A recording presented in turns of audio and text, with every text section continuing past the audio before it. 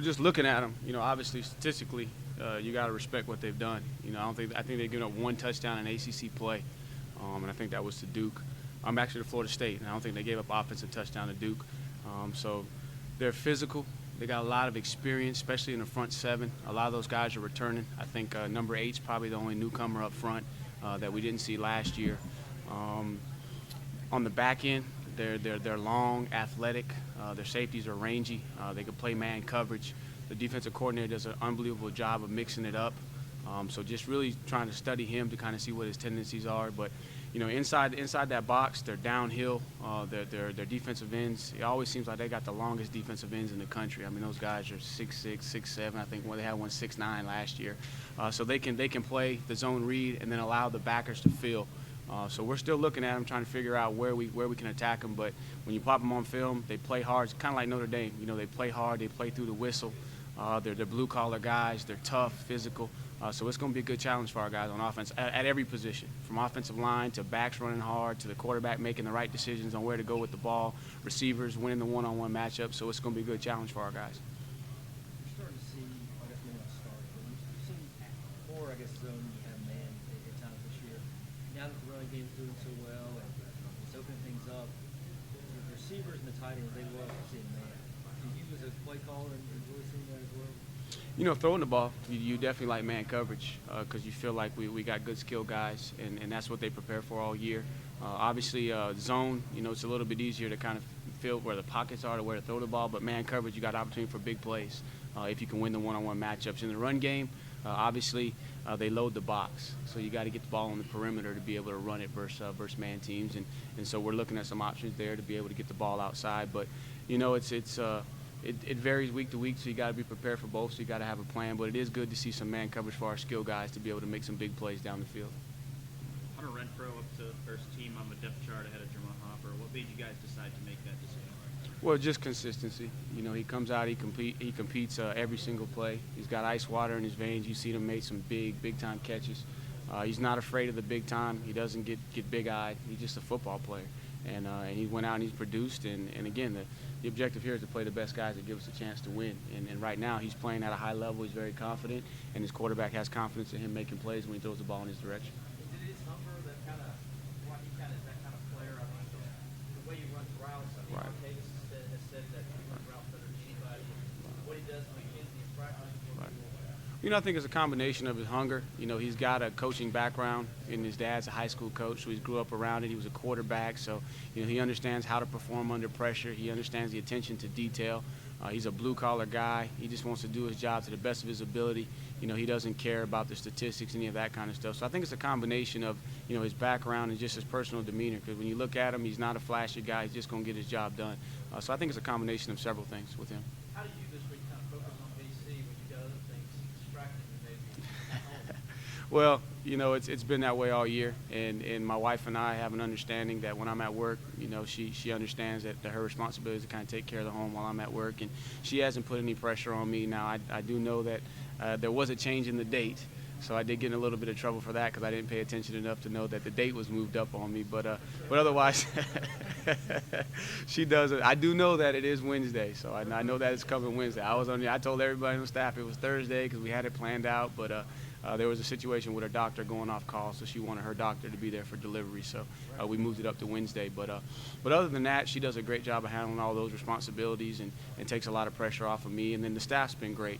They've reached out and asked, what can they do to help. They're very supportive of and understanding the stress that's going on at home. But when I walk in the building, I'm focused on BC and then putting together a plan to help these young men be successful. And then when I go home, we talk about the baby on the way. Did Dabo tell you and Jeff that next time you guys be playing a little bit better?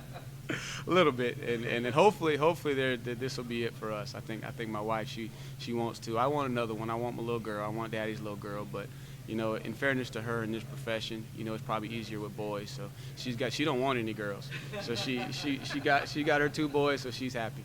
At least you can tell your wife you're not the only one on the staff, right? That takes a little pressure off. Correct. And just the culture here, with not just the coaches, but their wives are unbelievable. The amount of support that she's had throughout this entire process, and then her and Sarah being able to go through it together, has kind of eased the load a little bit. And it's going to get a little bit hectic when baby Ace does come, and then AJ's at the house running around and trying to transition him to having another baby in the house. But we got some family coming in, to help and support her there, so that we can continue to do what we need to do here. And focus on BC and the remainder of our games. This is a long question, but Clemson has been known since Chad Morris got hit. He's been going all over a lot. Right. Passing wide receivers. Right. But listening to you and Jeff and Coach Sweeney talk, it's all about running football. Was there ever a point where you guys met as a staff and said, this is going to be our identity moving forward, we're going to be more physical in the trenches, Right. pound that rock? Right. I think that's always been, even with Chad, we had emphasis on running the football, but the strength was really out there on the perimeter when you had Sammy and Dwayne Allen and those guys. And now what you're seeing is we've had a good run of recruiting to where we got the running backs that could take a load off of the quarterback running the football. And we got a new influx of talent on the offensive line, and the demeanor has changed there. Big credit to Coach Caldwell. But we understand, too, that in order to win championships, you got to be able to run the football. You got to be able to help your defense and manage the game. And so I think over the course of the first 4 games, we just had weird situations where we had to run the football. And then it was good this past week to be able to get back out there and show everybody that we still have the ability to throw the ball. And, as we continue to develop in both of those areas, if we can come out and do both, on a game-in and game-out basis, that's going to make us even more explosive. But, for me, coaching the backs, there's always been that emphasis on running the football, being able to control the clock. And obviously we want to go as fast as we can and score as many points as we can and get as many plays as we can. But at the same time, too, we don't want to go so fast to where and then not run the football to where it's 3 and out, 3 and out, 3 and out, and then you don't hit your time of possession, you don't hit your play count, and then you're putting the defense back out on the field. So I think it's just more of a, we have a better feel of who we are as a team. We got good chemistry. We're working together. And when they provide opportunities for us to throw the ball, we're going to throw it. When they provide opportunities to run it, we're going to run it. You say show everybody you can throw the ball. Mm-hmm. Are you including fans, people who say you've been too conservative?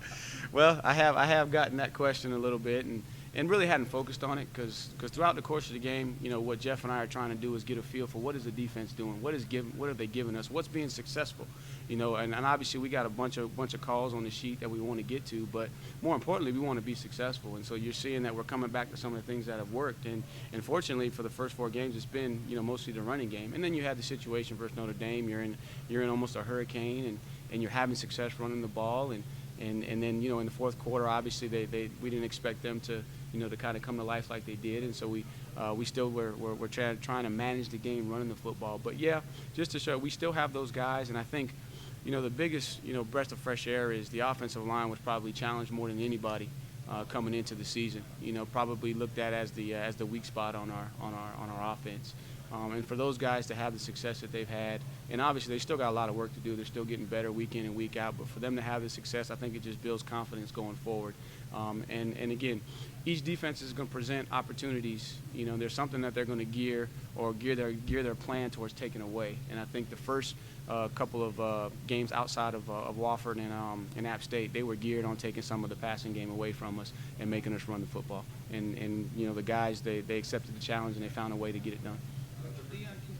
With the production you've gotten from Zach Brooks in his role carries that you've had, is there going to be an attempt to mix him in a little bit more to give Wayne a spell, or do you just not want to even deviate because Wayne's in such a group right now? No, that's a good question because, you want to ride the Wayne train, and I think he's built where you can ride him. But then also at the same time, you realize it's a long season, and those carries are going to start adding up because not only do you get carries in the course of the game, you get carries in practice, and there's still contact in practice. And those guys only have so many hits in their body over their career. And so you got to be mindful of that. But if Wayne's hot, we're going to roll with Wayne. But then I've also told Wayne, too, make sure that you're not being selfish. There's going to be situations where, yes, you're going to carry it 3 and 4 times, and you believe that you can carry it 15 times in a row. But I want, your 4th, 5th, 6th carry to look like the 1st and 2nd. And so if you got to be fresh and get a couple plays out and let the guys behind you who have earned the right, to have that opportunity, then don't be selfish. Let's do what's best for the team because a fresh Wayne is much better than a tired Wayne.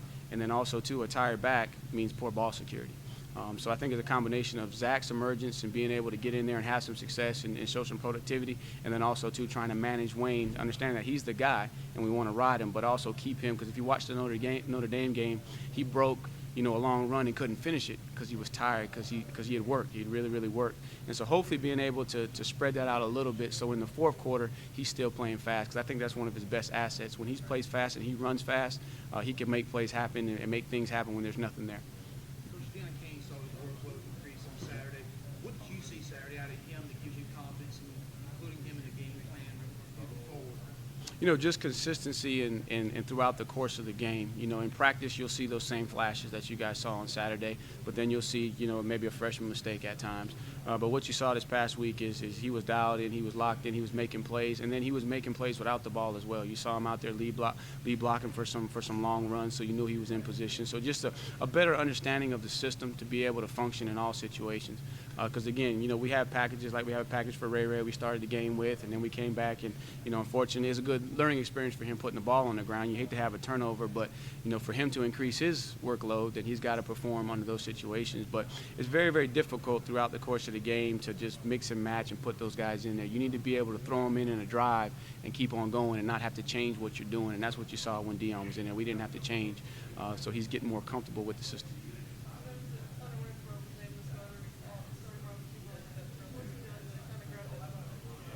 Just been consistent. He comes to work every day. He makes plays. He makes the routine play, and then what you're seeing him, he's making the tough play most of the time. And G-Hop's done that in the past. So it's probably some more motivation to help G-Hop, but he's earned the right. He might only be 170, 175 pounds, but let me tell you something. He's the most tenacious blocker we got in the wide receiver group. He just does the little things right, and he earned it. Zach, from a standpoint of leadership and being a guy who's been through a lot, understands how to take opportunities serious. Right. What has it brought to the team from that end? Well, and I told him, because obviously he had the shoulder injury late in camp, and was kind of down about it, and he came to see me, and I told him, I said, hey, first and foremost, understand that your importance to me is never going to be measured by statistics and how many times you carry the ball. For me, I look at the motivation of your heart and the works of your hands.